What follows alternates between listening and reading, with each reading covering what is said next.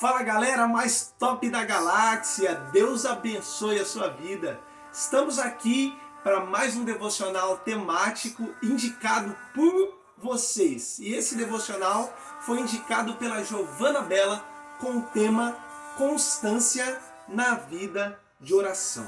E eu quero ler com vocês aquilo que está em Atos, capítulo 16 e verso de número 25. Penso que talvez uma das melhores pessoas com mais autoridade para nos ensinar sobre esse tão importante tema. O apóstolo Paulo aqui estava preso e diz a palavra do nosso Deus, por volta da meia-noite, Paulo e Silas oravam e cantavam louvores a Deus, e os demais companheiros de prisão o escutavam. Glória a Deus. Você que tem estado preso durante esses dias de quarentena na sua casa, tem orado a Deus? Você trata a oração como um mal necessário ou como um bem indispensável? O mal necessário seria como um dipirona, como uma aspirina, como um anti-inflamatório. Quando as coisas apertam para você, então você vai e se importa assim, em orar, em buscar a Deus, em falar com Ele, para que aquela dor possa se aliviar e passar. Mas quando ela se alivia, tchau. Quando tudo está bem, você não se lembra de orar. Você não se lembra de buscar a Deus, de conhecer a Deus, de falar com Ele. A oração é um mal necessário ou é um bem indispensável? Que em qualquer circunstância da sua vida, você permanece constante em oração. A Bíblia nos dá diversos parâmetros acerca da oração. Sabemos que temos que orar com fé, crendo que iremos receber aquilo que pedimos do nosso Senhor. Temos que orar em nome de Jesus, sim. Temos que orar conforme a vontade de Deus, mas também temos que orar com constância. O próprio apóstolo Paulo vai nos ensinar que precisamos orar sem cessar, orar continuamente. Isso certamente não é uma coisa tão simples e fácil. Se fosse, a gente não precisaria, ficar falando disso, porque é meio que uma coisa louca. Orar, falar com Deus, com alguém que a gente não vê, que por tantas vezes não vai escutar de volta audivelmente, mas aprove a Deus se relacionar com o homem pela loucura da oração. Essa é uma frase que alguns anos atrás o Espírito Santo trouxe ao meu coração e que eu amo muito. Isso nos dá constância na oração. Saber que a nossa oração é um relacionamento com Deus. Se nós observarmos a vida dos reformadores, de grandes homens de Deus, eu anotei aqui algumas frases, nós vamos ver a prioridade que esses homens davam à oração. E Martinho Lutero dizia que andava tão ocupado que não podia passar menos de 3 horas por dia em oração. João Calvino dizia que a oração é o antídoto de todas as aflições humanas. John Bunyan dizia que a oração fará o homem parar de pecar, ou o pecado seduzirá o homem a parar de orar. Dwight Lyman Moody dizia que aqueles que deixaram as marcas mais profundas nessa terra, amaldiçoada pelo pecado, foram os homens e as mulheres de oração. Charles Finney dizia: sem muita oração e lágrimas não haverá avivamento. Charles Haddon Spurgeon dizia: sempre que Deus deseja realizar algo, Ele convoca o seu povo à oração. John Wesley dizia que Deus não faz nada a não ser em resposta à oração. E eu te pergunto, a oração seria para você um mal necessário ou um bem indispensável? Você tem se relacionado com Deus e tem tido uma vida constante? Você tem aproveitado esse tempo de reclusão, esse tempo de quarentena, esse tempo de isolamento social para conhecer mais a Deus e para se relacionar com Ele? São muitos os benefícios da oração. Na própria Escritura, o profeta Jeremias, Deus ordenou que fosse escrito: clama a mim e eu te responderei e te anunciarei coisas grandes e profundas que você ainda não sabe. Deus nos traz entendimento do futuro, das coisas que estão por vir, quando nós o buscamos em oração. A oração, ela é maravilhosa e nós precisamos saber também que existem alguns tipos de oração.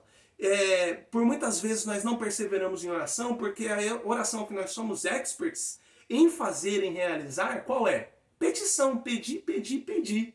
Mas existe sim oração de confissão, que é oração de arrependimento, de entrega. Existe oração de adoração, existe oração de gratidão, existe oração intercessória, que é maravilhosa. Mas além de petição, parece que o que nós tão bem sabemos fazer é um tipo de oração muito encontrada nos Salmos, um tipo de oração imprecatória, onde nós simplesmente pedimos a Deus que faça justiça, que queime ele, que mate ele, como por algumas vezes o salmista, especialmente Davi, também fazia aos seus inimigos. Não, na nova aliança as coisas não funcionam assim. Deus nos fez reino e sacerdotes, e nós somos também intercessores uns dos outros. Podemos agora entrarmos com confiança na sala do trono e buscarmos a Deus em oração, sabendo que Ele nos ouve, sabendo que se pedimos alguma coisa conforme a sua perfeita vontade, Ele nos dá, Ele satisfaz o desejo do coração daqueles que têm o seu coração alinhado ao plano e à vontade de Deus. E essa, meus amados irmãos, irmãs, queridos que me assistem, é uma dessas situações. Esse texto é muito conhecido de todos. Paulo e Silas cantavam louvores e oravam. Que bonito, à meia-noite, ou seja, não tem hora para orar. Também ainda, antes de entrar um pouquinho aqui, eu quero dizer o seguinte: você precisa priorizar a vida de oração, você precisa ter um lugar. Jesus disse em Mateus capítulo 6 que é quando entrarmos no quarto, porque a oração, as melhores e mais profundas, elas são feitas em secreto. E são essas que trazem uma recompensa em secreto. Essas orações, às vezes muito bonitas, feitas até mesmo por líderes religiosos na igreja, em público, elas já trazem o seu próprio galardão. Olha só como você ora bonito, olha só como você é um homem de Deus. Mas eu fico com aquilo que Spurgeon também disse, que aquilo que um homem é diante de Deus de joelho é aquilo que o homem é e somente nada mais. O que você vai levar? Como C.S. Lewis diz, tudo aquilo que não é eterno é eternamente inútil. Ou como ainda M. Baldes dizia, que os homens estão procurando melhores métodos, mas Deus está procurando melhores homens no qual Ele possa usar, no qual estejam na brecha em oração, intercessores, pessoas agradecidas, pessoas que oram com fé, que oram em nome de Jesus, que oram segundo a vontade de Deus. Aqui, meus amados, o apóstolo Paulo está orando sim, à meia-noite, porque não há hora para você orar. Qualquer hora é para orar continuamente, para estarmos em um constante relacionamento com Deus. E por muitas vezes nos esquecemos que Deus está nos vendo, nos assistindo, que os olhos do Senhor estão em todo lugar e que Ele ouve aqueles que por Ele clamam, que os seus ouvidos não estão tapados às nossas orações, e pensamos em pecar e pensamos em nos afastar de Deus e olhamos para um lado e não está. Ninguém nos vendo, ninguém nos vigiando, não há câmeras, não há o meu líder, não há o meu cônjuge, não há os meus filhos, não há o meu chefe aqui. E nos esquecemos de olhar para o alto. E nos esquecemos que Deus está no trono, recebendo como um incenso a oração dos santos. Os discípulos não pediram para Jesus para que os ensinasse a pregar, para que os ensinasse a curar, para que os ensinasse a fazer obras sociais, mas pediram humildemente em Lucas capítulo de número 11, Senhor, nos ensina a orar, a como nós precisamos aprender a orar e a prosseguir por esse caminho que Jesus abriu. Paulo e Silas estão orando à meia-noite. Você conhece muito bem que a oração faz tremer o cárcere, quebra cadeias, gera uma metamorfose, gera uma situação aqui que por muitas vezes a mente humana é incapaz de imaginar, mas eu gosto daquilo que acontece nos versos anteriores, num sábado, pela manhã, ao chegar em Éfeso.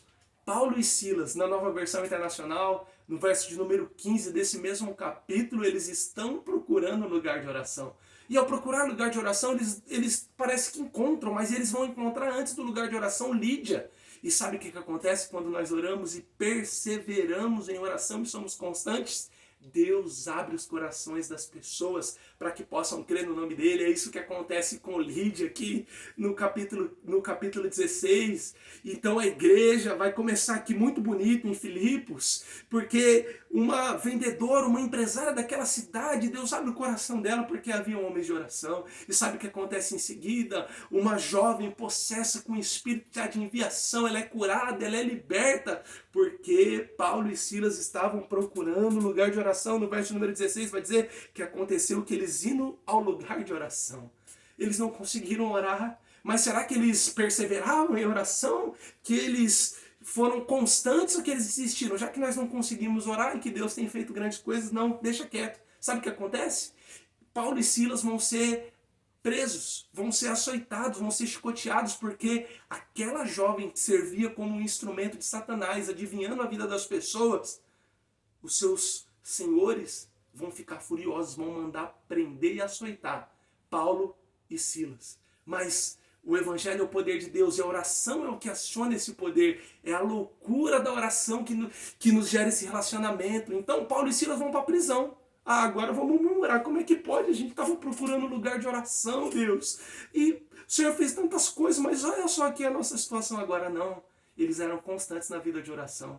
Tudo que eles queriam era um lugar de oração. E os sinais seguiam aqueles que creem no Senhor, estavam seguindo Paulo e Silas. Não como nos dias de hoje. Nós estamos procurando seguir os sinais. Aqui, porque eles eram homens de Deus, cheios do poder e da vida de Deus, eles vão até a prisão.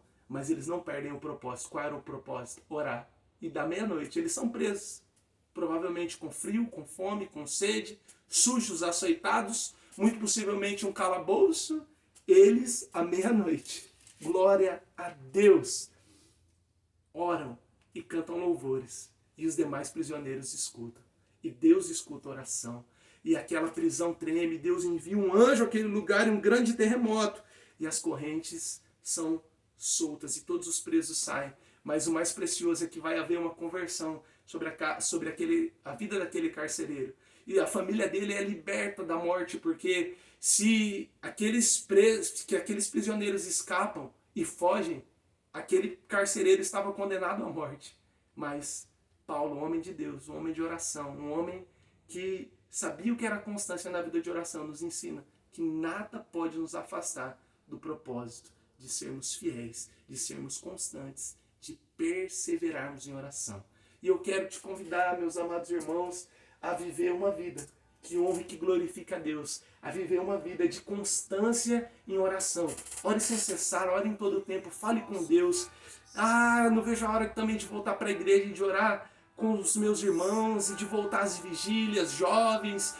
Mas uma coisa é certa, o céu não está em crise, os céus não têm vírus, no céu continua aberto para aqueles que querem e desejam buscar a face de Deus. É possível sim ser constante na vida de oração. Siga os conselhos bíblicos, ore segundo os princípios da palavra do nosso Deus. Ande com homens e com mulheres de oração.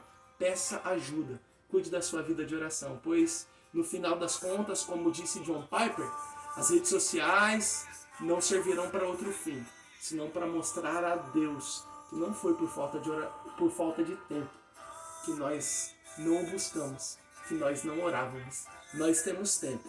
Depois de assistir esse vídeo e compartilhá-lo e comentar e poder dar o seu retorno, tenha um tempo de oração.